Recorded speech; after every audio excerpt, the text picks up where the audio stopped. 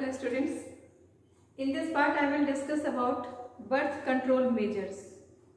Due to population explosion, ये बहुत ज़रूरी है कि हम अपने बढ़ते हुए पॉपुलेशन को कंट्रोल करें। हमारा पॉपुलेशन ऑलरेडी बहुत अधिक बढ़ चुका है और इस बढ़ते पॉपुलेशन को कंट्रोल करने के लिए we have some measures and these measures helps in regulation of human population. So these are called birth control measures. Clear? ये birth control measures हमारे पास कई टाइप के हैं। birth control measures क्या, जो population control करे, यानी ऐसे measures जो conception यानी प्रेगनेंसी को अवॉइड करवाए, प्रेगनेंसी को रोके, और इसलिए इसको हम लोग क्या बोलेंगे, बर्थ कंट्रोल मेजर्स कहेंगे। The regulation of conception by preventive measures or device to control the number of offspring is called birth control. birth control का मतलब क्या है, conception को रोकना, किसी डिवाइस को यूज करके conception को रोकना, अपने offsprings बच्चों के नंबर को कम करना, ये birth control होता है। birth control के कुछ मेजर्स यहाँ पर जैसे बैरियर मेथड है, केमिकल मेथड है, IUD और IUCD है, नेचुरल मेथड और सर्जिकल मेथड। एक एक करके हम लोग सारे मेथड्स को सुनेंगे, लेकिन सबसे पहले ये जाने कि इसमें जितने भी मेथड्स हैं, इस मेथड्स में से अपर 4 मेथड्स हम तभी यूज करते हैं जब हमें प्रेगनेंसी चाहिए, मतलब अभी नहीं चाहिए लेकिन आगे चाहिए, यानी ये टेम्पररी मेथड्स। इस मेथड को डिसकंटिन्यू करने के बाद हम फिर से कॉन्सेप्शन कर सकते हैं, हम फिर से बेबी प्रोड्यूस कर सकते हैं, क्योंकि परमानेंट मेजर नहीं है बर्थ कंट्रोल करने का।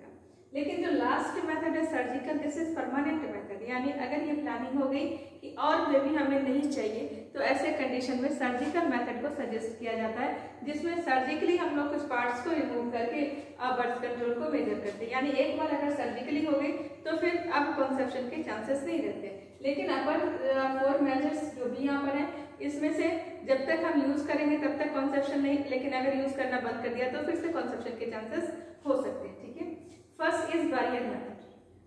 लिखा हुआ बैरियर मेथड। बैरियर मतलब क्या, बैरियर मतलब होता है अवरोध, यानी दो के बीच पार्टीशन। सपोज हमारे पास ये 2 चौक है और इन दोनों चौक के बीच में मैंने ऐसे अपना फिंगर को डाला, तो ये फिंगर को ऐसे डाल दिया तो दिस इज बैरियर। और ये बैरियर क्या कर पा रहा है, ये दोनों चौक को मिक्स नहीं होने दे रहा है। कुछ ऐसे ही हमें करना पड़ता है बैरियर मेथड में, स्पर्म और ओवम को मिक्स होने से बचाने के लिए।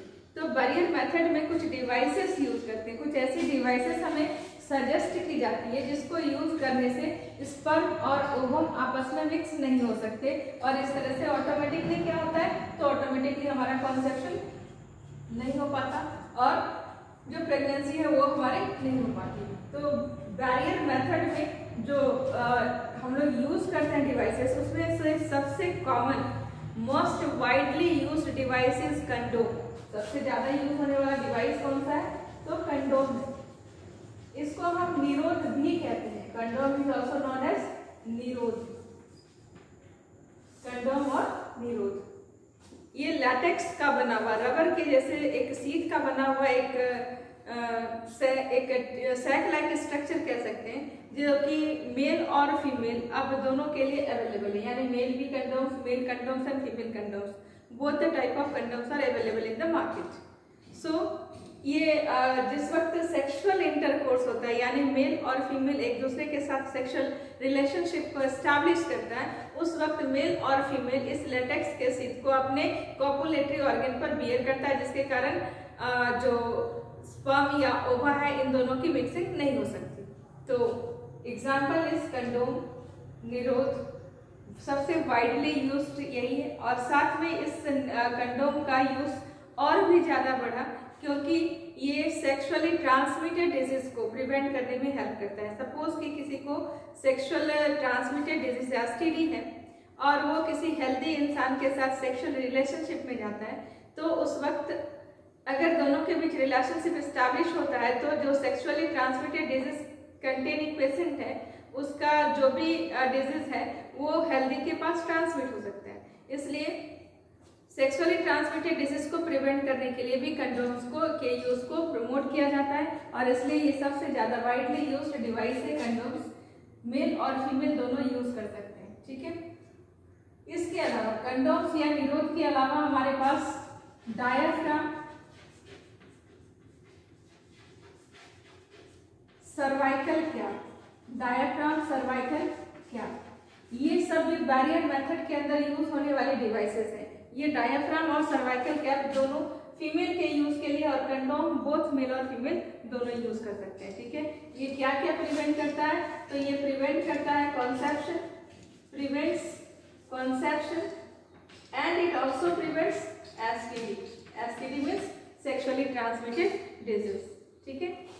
डायाफ्राम और सर्वाइकल कैप बहुत ज्यादा यूज होने वाली डिवाइस नहीं है, ये दोनों फीमेल और ये दोनों नर्स या डॉक्टर के हेल्प से ये यूज किया जा सकता है, इसलिए ये ज्यादा फेमस नहीं है। और कंडोम्स आसानी से यूजर फ्रेंडली है, इसलिए ये ज्यादा लोग इसको प्रेफर करते हैं, ठीक है। नेक्स्ट देखो क्या है, next is chemical method, second is chemical method, second is chemical method.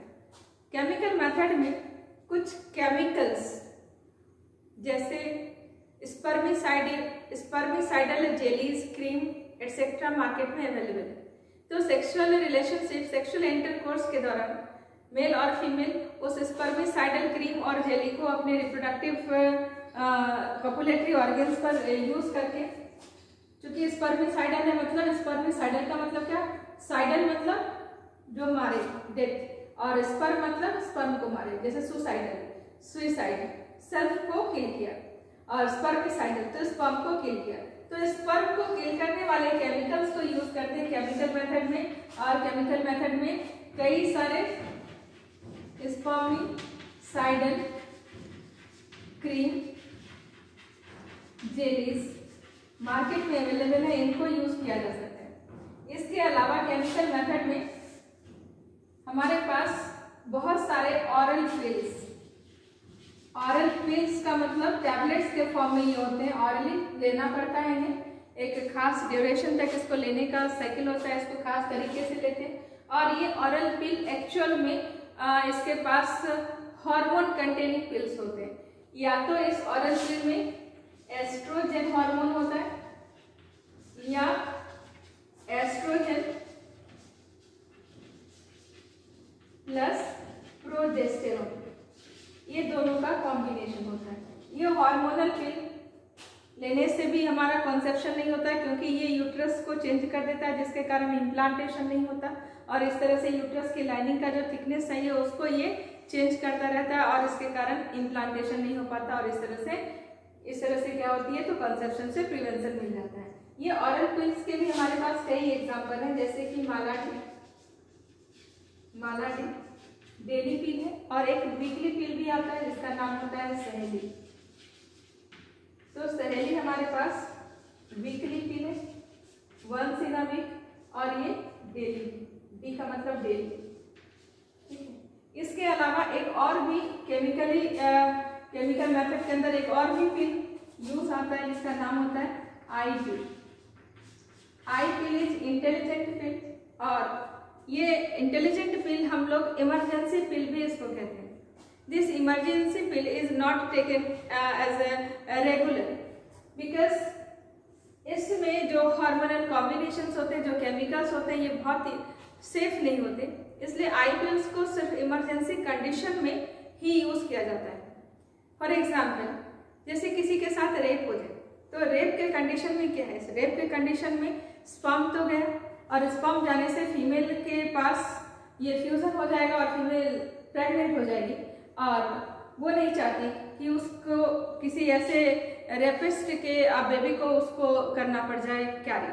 तो ऐसे कंडीशन में अगर कोई इस तरह से होती है घटना, तो उसको सपोर्ट करने के लिए हमारे पास ये एक मेडिसिन डेवलप की गई है, आई पिल, इमरजेंसी पिल है, 72 आवर्स पिल भी कहते हैं, यानी उस घटना के 72 आवर्स के अंदर अगर इस पिल को लेते हैं तो स्पर्म और ओवम का फ्यूजन नहीं हो पाता, और इस तरह से प्रिवेंशन मिलता है। चूंकि इमरजेंसी कंडीशन के लिए लिया जाता है, इसलिए इसको इमरजेंसी पिल्स भी कहते हैं, ठीक। तो ये हो गया हमारे पास केमिकल मेथड। थर्ड है हमारे पास आईयूडी। आईयूडी का फुल फॉर्म है इंट्रा यूटेराइन डिवाइस। आईयूडी क्या है, तो इंट्रा यूटेराइन डिवाइस। और अगर सी लगा IUCD है तो इंट्रा यूटेराइन कॉन्ट्रासेप्टिव डिवाइस, तो इंट्रा यूटेराइन डिवाइस, या अगर IUCD लिखा है तो intra uterine contraceptive device. Uterus के अंदर कुछ डिवाइस को फिट किया जाता है और वो डिवाइस के कारण कॉन्सेप्शन नहीं होता। For example copper T, copper T क्या होता है, तो कॉपर का बना हुआ ऐसा टी शेप्ड लूप होता है और ये कॉपर टी को मतलब ये कॉपर वायर का बना हुआ टी शेप्ड लूप होता है। इसको यूट्रस के अंदर डॉक्टर या एक्सपर्ट प्रैक्टिशनर इसको इम्प्लांट कर देता है। ये कॉपर को रिलीज करता है, it releases Cu ion and this Cu ion is spermicidal। ये क्या होता है, स्पर्मिसाइडल होता है and inhibits स्पर्म मोटिलिटी को कम करता है। इन कारणों से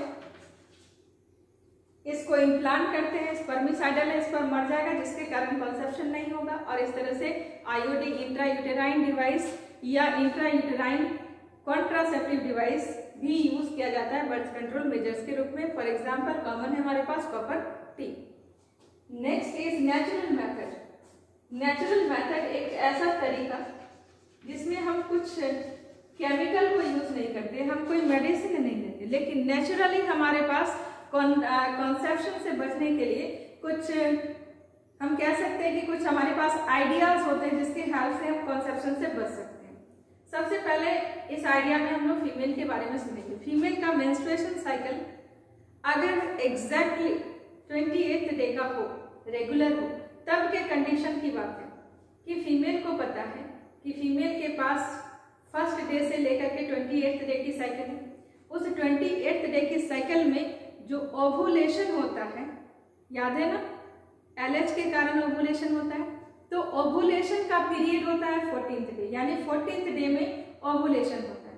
अब अगर ओवुलेशन 14th डे में होता है तो उसके पहले अगर सेक्सुअल इंटरकोर्स किया जाए तो ओवा तो है ही नहीं, तो फर्टिलाइजेशन के चांस नहीं है। ये ova site of fertilization ampulla isthmus junction पर जाता है और वहाँ एम्पुला स्टेमस जंक्शन पर 2-3 दिन में डिजेनरेट कर जाता है। तो उसके भी बाद मतलब ओवुलेशन के 3-4 दिन के बाद भी ओवा होने के चांसेस नहीं है, तो उसके बाद भी सेक्सुअल इंटरकोर्स किया जाता है। यानी अगर फीमेल को अपना साइकिल पता है तो साइकिल के अकॉर्डिंग वो प्लान कर सकती है कि किस तक कब उस पूरे पीरियड में किस वक्त सेफ पीरियड है और किस वक्त रिस्क पीरियड है। रिस्क पीरियड हमारे पास शुरू हो जाएगा कब से, 11th डे से लेकर के 17th डे तक में, क्योंकि 14th डे में ओवुलेशन होता है तो हम लोग 2 दिन आगे पीछे लेकर चलते हैं, तो 11 to 17 डे को हम लोग रिस्क पीरियड में कंसीडर करेंगे और इसके बाद का पीरियड और इसके पहले का पीरियड हमारा क्या होगा, सेफ पीरियड होगा जहाँ पर सेक्सुअल इंटरकोर्स किया जा सकता है। ये अपने साइकिल को अगर हम जानते हैं तो, लेकिन ये ऐसा नहीं कि कभी इसमें गलतियां नहीं होती, क्योंकि पूरा सिस्टम हार्मोनल कंट्रोल है, इसलिए थोड़ा रिस्क है, लेकिन फिर भी सेफेस्ट मेथड भी कह सकते हैं इसको, इसमें क्योंकि कोई भी केमिकल को हमें लेने की आवश्यकता नहीं पड़ती। तो नेक्स्ट ये था नेचुरल मेथड में फीमेल क्या कर सकती है। नेचुरल मेथड में हमारे पास मेल क्या कर सकता है। मेल जब पेनिस से इजैकुलेट करने वाला होता है, यानी जब उसके स्पर्म को वो डिस्चार्ज करने वाला होता है फीमेल सिस्टम में, तो उसको ये पता चलता है कि अब वो इजैकुलेशन करेगा। इजैकुलेशन का मतलब होता है सेमेन को रिलीज करेगा। जब सेमेन रिलीज होने वाला है तो उस वक्त उसको जब पता चलता है तो मेल अपने पेनिस को फीमेल सिस्टम से बाहर निकाले और सेमेन को बॉडी से बाहर कहीं डिस्चार्ज कर दे, और इस तरह से ये प्रोसेस कहलाएगा kits interrupt. This process is called kits interrupt. कहाँ पढ़ रहे थे हम लोग, नेचुरल मेथड में है। तो एक तो हो गया पीरियोडिक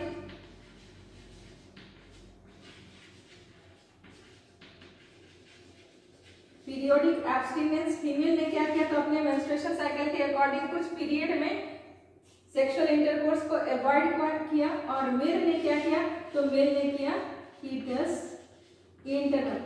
कीटस इंटरप्ट का मतलब होता है withdrawal of penis, withdrawal of penis before ejaculation. Ejaculation मतलब सेमेन को रिलीज करना। इजैकुलेशन मीन्स सेमेन को रिलीज करना। तो इजैकुलेशन से पहले पेनिस को विथड्रॉ कर ले, फीमेल सिस्टम से बाहर निकाल ले, तो भी हमारे पास क्या है, तो भी स्पर्म चूंकि रिलीज ही नहीं हुआ, इसलिए फर्टिलाइजेशन के चांसेस नहीं होंगे।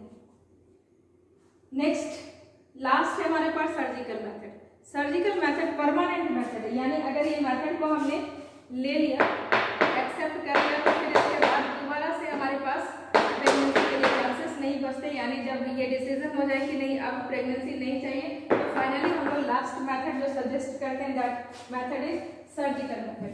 सर्जिकल मेथड में क्या होगा, सर्जिकल मेथड में सर्जिकली, ऑब्वियस है सर्जिकली हमें करना पड़ेगा ये मेथड। सर्जिकली हम लोग कुछ टेक्निक्स को डिस्कस करेंगे अभी, जिसके थ्रू मेल और फीमेल के कुछ पार्ट्स को इस तरह से कट और लाइगेट करेंगे कि हमारे पास कंसेप्शन के चांसेस नहीं बचेंगे। जैसे फीमेल में हमारे पास हम लोगों ने देखा था कि ये फेलोपियन ट्यूब है, ये फेलोपियन ट्यूब ओवा को लेकर के जाता है, तो फीमेल में इस फेलोपियन ट्यूब को कट करके लाइगेट कर देते हैं, यानी इसको काट करके बांध देते हैं, जिसके कारण रिलीज्ड ओवा साइट ऑफ फर्टिलाइजेशन तक नहीं पहुंच पाता। अगर साइट ऑफ फर्टिलाइजेशन तक नहीं पहुंचेगा तो फर्टिलाइजेशन यानी कॉन्सेप्शन नहीं होगा, और इस तरह से ये एक टेक्निक होगी जिसको हम लोग कहेंगे ट्यूबेक्टॉमी। ट्यूबेक्टॉमी क्या होती है ट्यूबेक्टॉमी में, तो cutting and ligation of fallopian tube. What is tubectomy? Cutting and ligation of fallopian tube. दूसरा होता है वैजिक्टॉमी।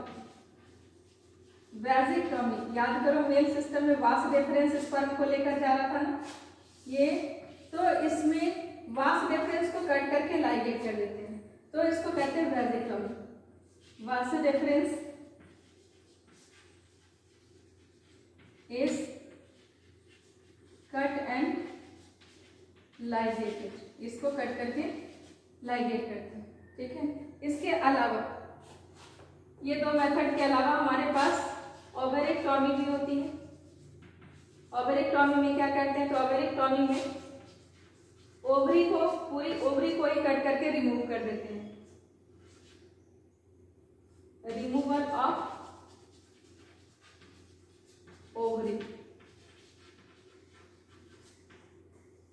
और लास्ट है हमारा कैस्ट्रेशन। कैस्ट्रेशन कहते हैं सर्जिकल रिमूवल ऑफ टेस्टिस को। मेल में सर्जिकली टेस्टिस को, सर्जिकल रिमूवल ऑफ टेस्टिस, तो टेस्टिस के सर्जिकल रिमूवल को हम लोग कहते हैं कैस्ट्रेशन। और इस तरह से ये कुछ मेजर्स थे जिसके थ्रू हम ह्यूमन पॉपुलेशन को कंट्रोल करते हैं, और ये बर्थ कंट्रोल मेजर्स होते हैं। क्लियर है?